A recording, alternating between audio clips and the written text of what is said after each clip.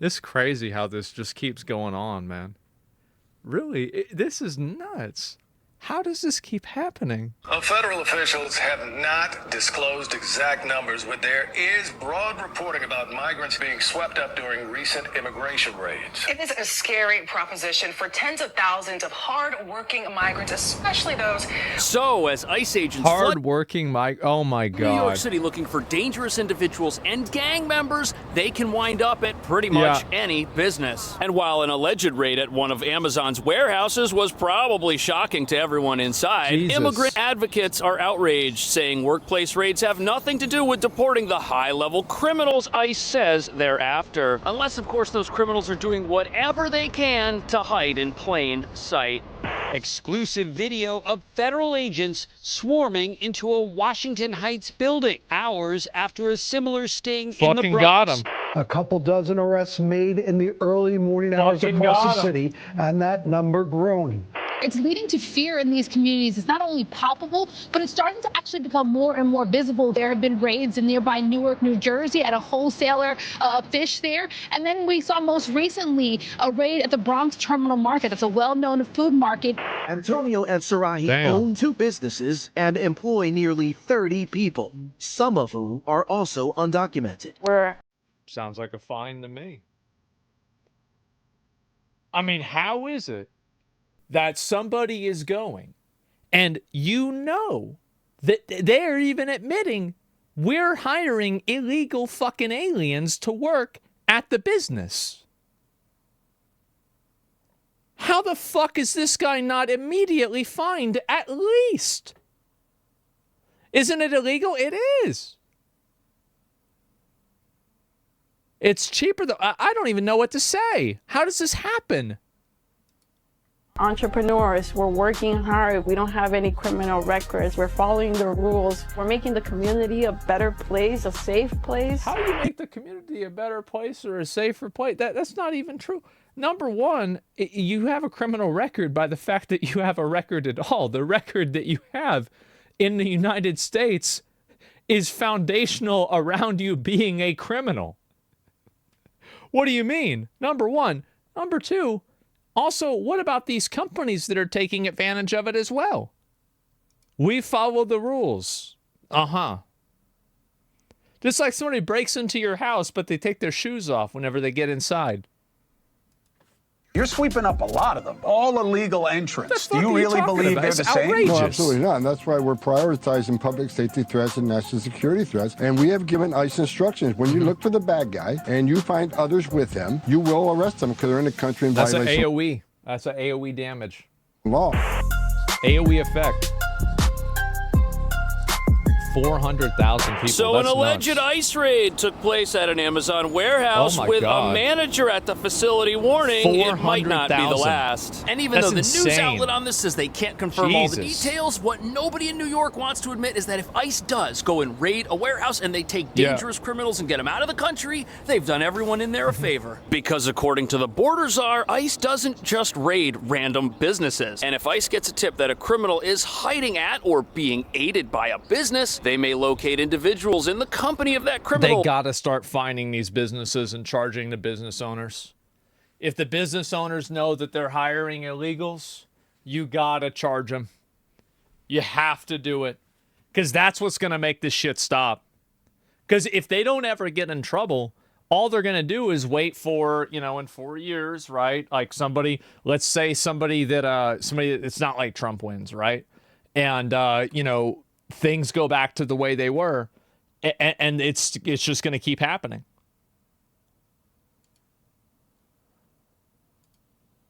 People who've got ties to them are assisting them and could also be dangerous. And the reason critics are so upset about this is there are over 400,000 people unlawfully living in New York City, many of whom have jobs that these businesses rely on. Leading defenders of illegal immigration to claim ICE's enforcement actions could crash the local economy. As these immigrants are taking jobs, Americans...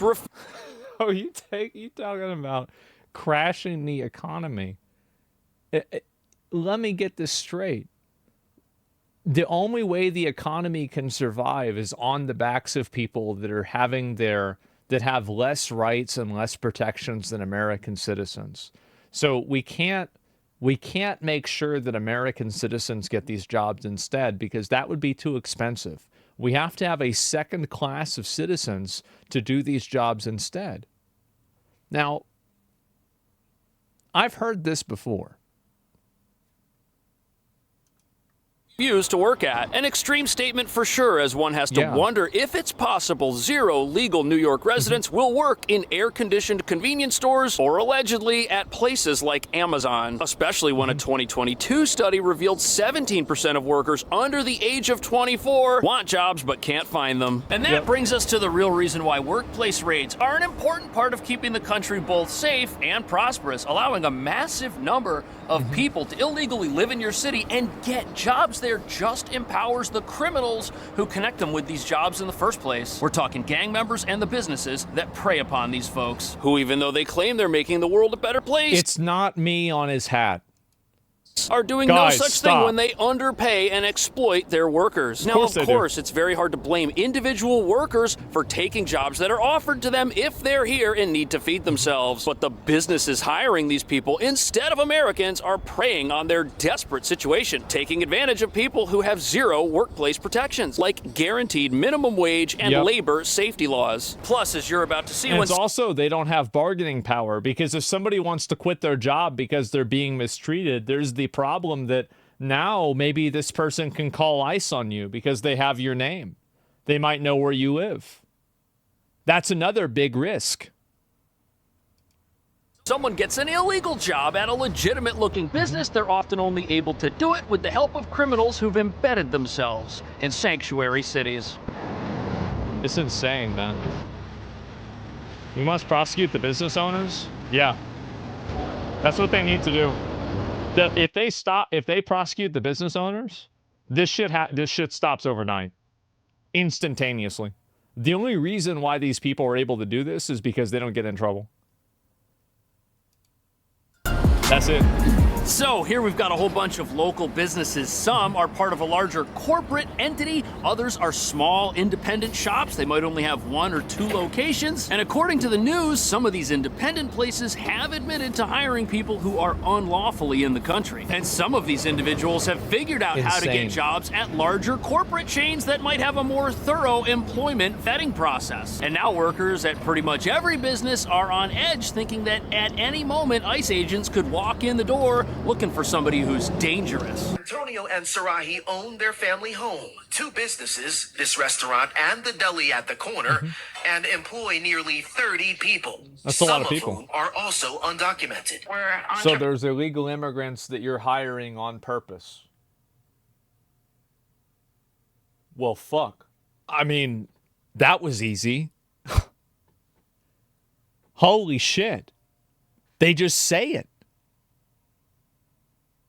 That's wow. Okay. Entrepreneurs, we're working hard. We don't have any criminal records. We're following the rules. We're making the community. Isn't it criminal to hire somebody and know that they're illegal? I mean, I'm sure mistakes happen. Somebody uses false information. They get a job somewhere. The business owner isn't at fault. But that's not the norm. So this woman and her husband, they seem like nice, hardworking people, but they're wrong. They're not playing by the rules because it's illegal to hire people off the books. That's a crime, and legitimate businesses don't do that. That's and not right. only does hiring people off the books empower criminals, they're not making their community better because anyone illegally working at their air-conditioned restaurant or convenience store has a job that a law-abiding resident of that community can't have. But before we get into how people might be able to illegally get jobs at a place like Amazon or Target, it's important to understand how any business illegally employing people hurts their community in ways many people don't even realize. Because companies who do this, they don't just take away legitimate jobs from legitimate legal residents of their community, they also deprive legitimate... Isn't it crazy for us to think about the fact that this is even a conversation? That we have like such a huge subset of people that think that it's somehow a moral and good thing to let a bunch of people illegally come over into the country and work under the table, as if this is somehow this is like the morally good thing. Because like you take a step back, right, and you really think about this, and the fact that it's happening, it's really kind of crazy, isn't it? It's a shock that this is even happening. How the fuck did it get this far? I think the reason why it's gotten this far is because almost everything is based off of emotional reasoning now. And so the way something makes a person feel and the way something sounds is more important than what it is or what it actually is being communicated. Like, that's basically it. Like, it's literally feelings over facts. Yeah, it's completely emotionally charged rhetoric, and I think that so many people have been effectively co-opted by it that it's become massively pervasive. Is it really insane? It's been happening long ago before it became an issue? Well, it has been. You want to know how it happened? Look at Argentina. I'm not sure. Tax-free also? Yeah, no doubt.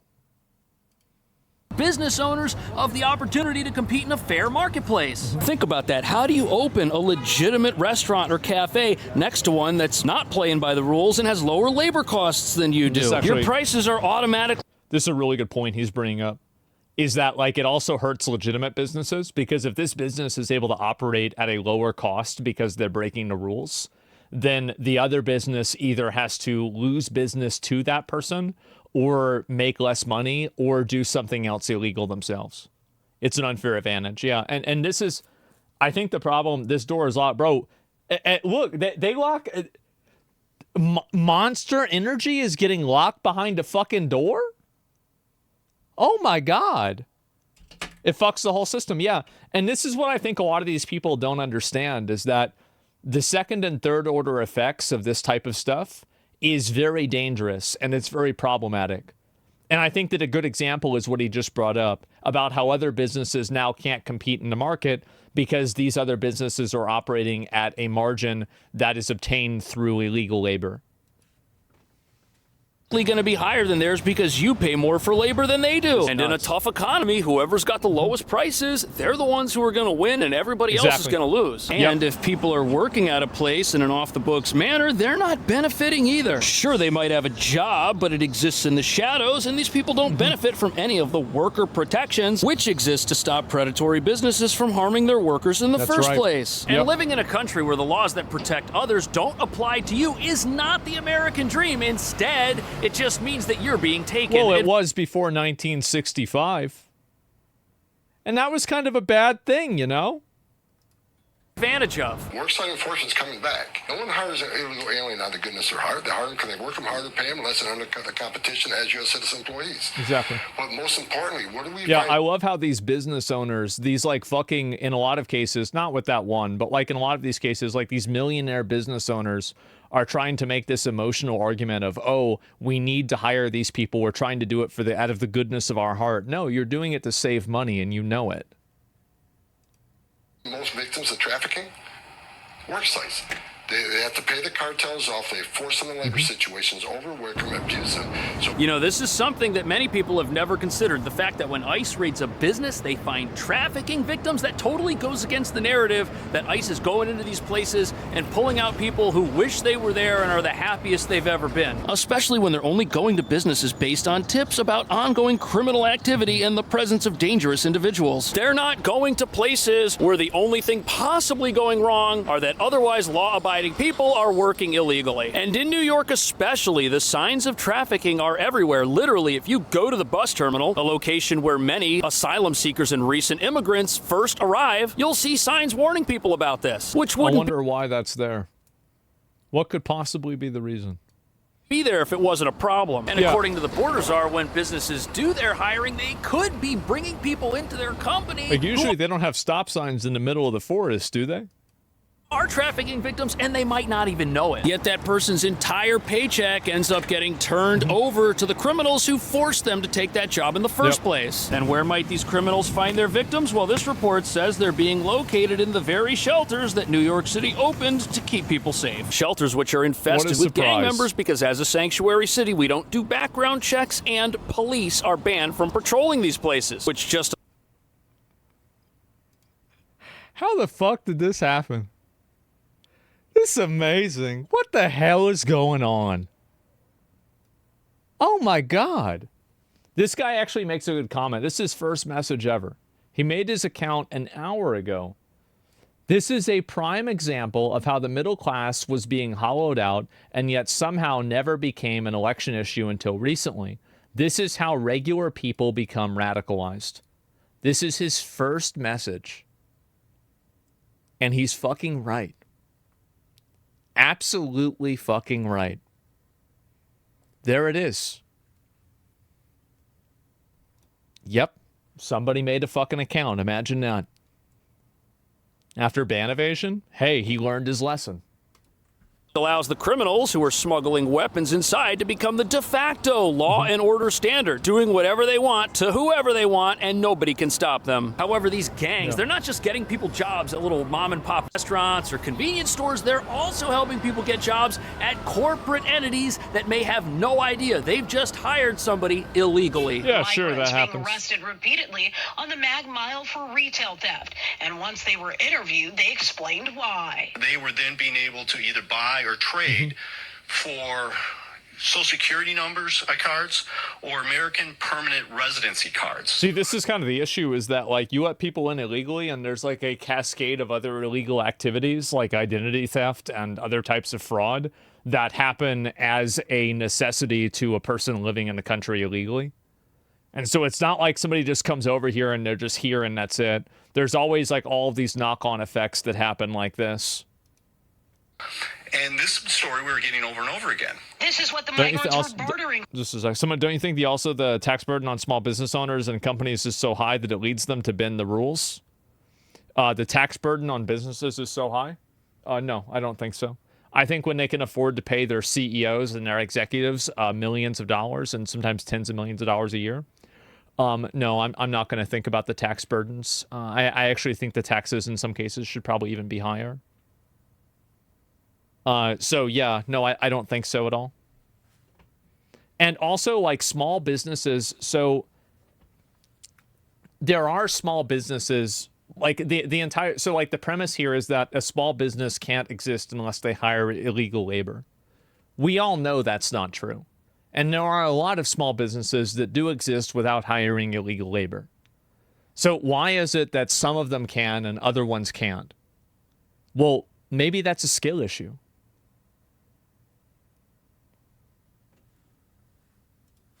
For fake ID. So this story is from a Fox affiliate in Chicago, but this same thing is taking place right here in New York. And fake IDs are being sold openly on our streets by gang members, which should be expected in a place that allows massive numbers of people in the country unlawfully to stay here. They're gonna need a way to provide for themselves, and that creates a marketplace for false identification. And where are people getting the money to buy their fake IDs? Well, according to this news report, they shoplift and steal and commit crime, which is such a problem. It's just like,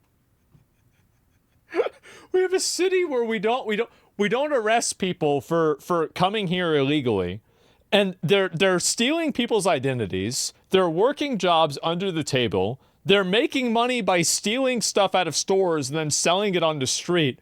What the fuck is going on? There's a reason. Yeah, there's a reason why Gotham City's based on New York. It's just, yeah, this isn't a clown show. It's the whole circus. Oh my God. Y'all live in a massive PvP zone over there? Yes. Yes, and it enables PvP. You're right. I forgot all about that. That's a good point. New York, that our state is home to a $4.4 billion shoplifting economy, and when you walk through a store in the city, you'll see most products behind plexiglass. And although this is the obvious result of decriminalizing thefts that are non-violent Dude, this is insane. See, like, remember what I was talking before about how, like, stealing a bunch of stuff out of, like, like all the threats and everything that people are making online is going to cause a reduction in personal freedoms? I think this is a really great parallel to what I was trying to bring up and talk about. And I think this is a good example and like a good, like, kind of metaphor for where things are going to be going online if things continue the way that they go. Or the way that they are, excuse me. And by the way, you know how fucking annoying it is to try to shop at a place like this? Like, I go to Target instead of Walmart, even though it's a little bit more expensive, just because I don't want to have to act like I'm a fucking convict if I want to buy a pack of underwear. It's insane. I instantly walk out. Yeah, it's insane. It's massively inconvenient. Under $1,000 in value, this type of arrangement allows low-level petty thieves to do this as a full-time job, which is why you have so many open-air theft markets throughout the city where people are just reselling stolen goods on a sidewalk somewhere. But even if a person steals just long enough to get a fake ID so they can work at Amazon or Uber or Target or any business that actually checks, they're going to need a real ID and a valid social security number. And the way these criminal gangs help people get an ID like that threatens every single person in our entire country.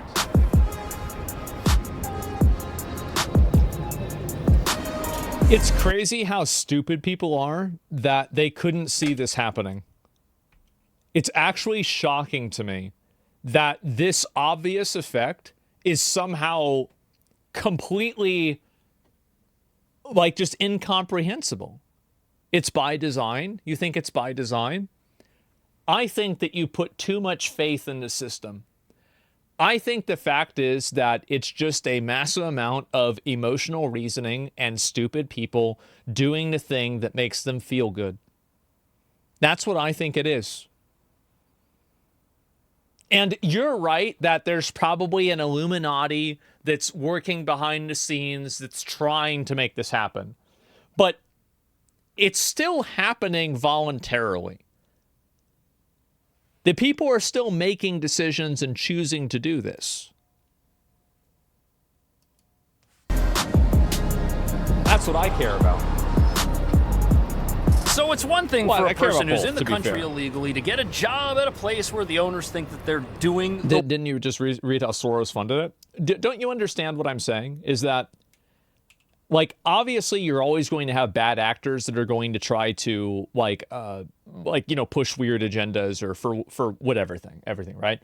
But, like, what's problematic to me is the fact that this is it's a socially acceptable point of view. That's the issue. Does that make sense? So, because the reason why they're able to do it is because it's a socially acceptable point of view. That's it. Streaming this, like, the best place people discuss it without being canceled. Yeah, I mean, over here, you'd say whatever the fuck you want. Like, I mean, if it gets, like, racist or, it's, like, bad, you're going to get banned. But, like, if people want to disagree or whatever, like, it's fine, right? I don't give a shit. Your phrase you're looking for is useful idiots? Yeah, but there's just a lot of useful idiots, There's a lot of them. Damn, that's a lot.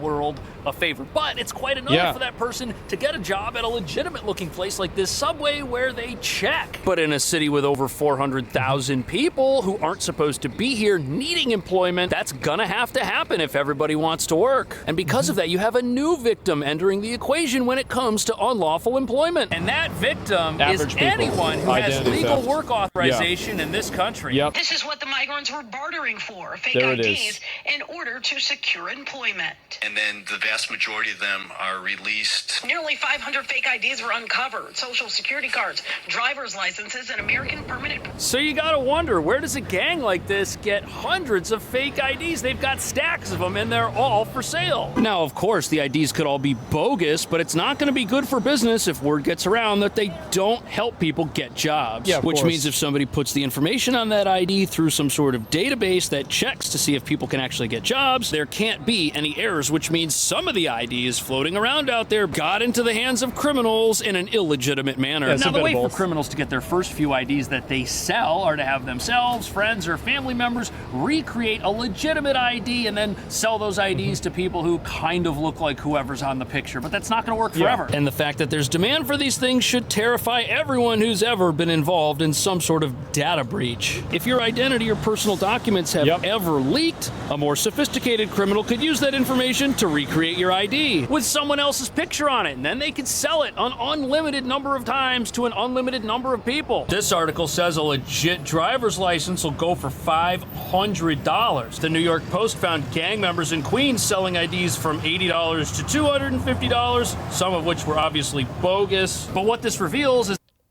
This is what's crazy about it, is there's a massive economy that comes out of this. What's the end game for Democrats with all this? I think that for a lot of them, there isn't really an end game. Like, so it depends on like who you're asking. I think that for business owners, which is not, I mean, this is not a political, I mean, I don't think that there's like, like taking like political sides out of it. I think for business owners, the end game is cheap labor and more money. For the people voting on it, the end game is feeling good and knowing that you're better than the people that you disagree with, and the people who you disagree with are racist and evil. And then I think for the politicians, the reason is that they're betting that the people that are going to come over will have some degree of thankfulness and will actually vote for them in the future. So I think you put all of these together, and if you can figure out what the incentive is, you can figure out why something is happening. I think that's the reason. That even somebody who is well-meaning for the most part has to subject themselves to the criminal underworld if they want to get a legitimate-looking job in this city, or in any city in America for that matter. Even so, there are people out there defending illegal labor practices as being good for the entire country. Even at my dry cleaner, I went the other day, and there was nobody there. And she said, well, I let my employees go down to the protest in Newark. She said, and then she asked me, do you think this is good for the small business community? And I went, well, look at your shop. This is one day. What happens when your employees just don't come in, people? So here's what's going to happen. That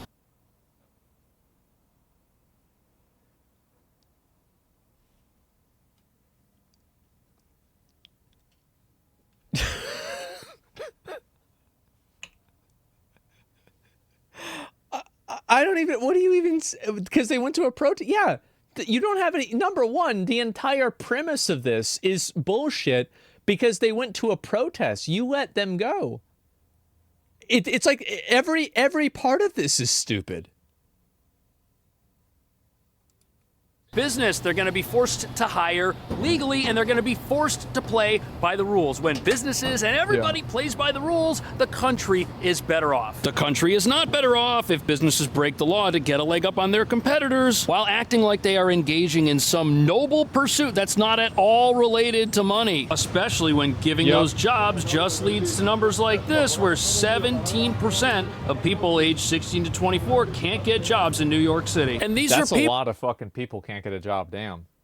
People who would be willing to work in an air-conditioned business where they can bring their smartphone like a grocery store or a bodega. These are not people who won't work because they refuse to do the jobs that exist. And here's the thing. These businesses, like this dry cleaners mentioned by that news anchor, of course they're not hiring people who they think are victims of trafficking. And they might think they're playing by the rules. Again, with the air conditioning, well, the argument that he's making is that, and there are some like really, really low status, really shitty jobs that it's hard to fill with American workers. So people use like migrant workers to do that. And I think this is especially true with agriculture. But what he's saying is that the entire premise of that goes away when you're talking about working at a gas station, or you're working at Subway or Amazon. Like, these are normal places that average people can work at. The requirements are not going to destroy your body. There's nothing like that's extreme, like a call center. Yeah, it's an easy, comfortable job. Well, I mean, like, it's not an easy job, and it might not be comfortable, but like compared to picking strawberries, it is. It's because so many businesses here don't. And the most maddening thing about all of this is, yes, New York is a sanctuary city, but it's also very progressives. And who do progressives say they're sticking up for? The little guy. They're out there on one hand advocating for the little guy to get higher wages. Yeah, they've gotten psyoped into defending these massive multi-billion-dollar companies or multi-million-dollar business owners into thinking that they're helping the little guy by advocating for these business owners to continue using, second-rate, second-class citizen labor. It's really impressive. Yeah, it's like tipping, in a way, yeah. and more protections, but at the same time, they're totally okay with businesses who don't do any of that in the name of open borders. Minimum wage in New York is $16.50 an hour, and ask any progressive, they'll tell you that's too low, and they'll tell you that greedy businesses should be paying more because workers... You know what's funny is that I think that they're right. I think $16 an hour probably is too low in New York. And I bet you might not be able to make a living working 40 hours a week at $16 an hour. Like, I would view, like, you know, like, this is, like, my view on, like, minimum wage, right? Is, like, if you have to work, if you're working 40 hours a week and you can't afford an apartment or a place to live on that money, then the minimum wage needs to go up. Because if it doesn't go up, you have an untenable situation in the long term. Workers are the most valuable input in any economy. Unless, of course, those workers are in the country illegally. If that's the case, there is nobody advocating for them to get higher wages or more protections. There's just anger at the fact that ICE is here and might arrest somebody who's a criminal. And this puts progressives in sanctuary cities in a catch-22. Here they are advocating for policies that disenfranchise workers who they say are already disenfranchised by virtue of their immigration status. And these people don't care about anybody, any workers or anything like that. They just care about having the right opinion. That's it. Yeah, it's all optics and virtue signaling. That's it. Awful workers, they don't have the one thing legitimate workers have, which protects them. And that is the power to walk. Here's the way that I look at it. You can tell the employee to get a better job. But have you ever thought about telling the employer to get a better job? Like, if you have a function that you can't even justify paying somebody a living wage for, maybe that's your fault as an employer. That's just me. Away from any business they feel isn't treating them fairly and work somewhere else. That's not possible if the only job you can get is because the people working there are willing to break the law. And this brings up a big question. Are the businesses who are hiring people illegally doing something good? Or are they just doing something that's good for their bottom line at the expense of the rest of society? And does that... Well, it's guaranteed that they're doing something that's beneficial for them financially. Like, that's the guarantee. Power the very criminals and gang members ICE may have to raid a business to find in the first place. Let me know what you think about that. Thank you so much for watching. I'll see you in the next video. I love these fucking videos. I think this guy's amazing. I'm so glad that he's calling this out, and I totally support Cash Jordan. I've watched like probably 10 of his videos before. Good video. Yeah, he's so good. And I really think, like, I mean, he's doing the Lord's work, right? I mean, like, it's crazy how bad this shit's gotten. I'm actually really kind of shocked.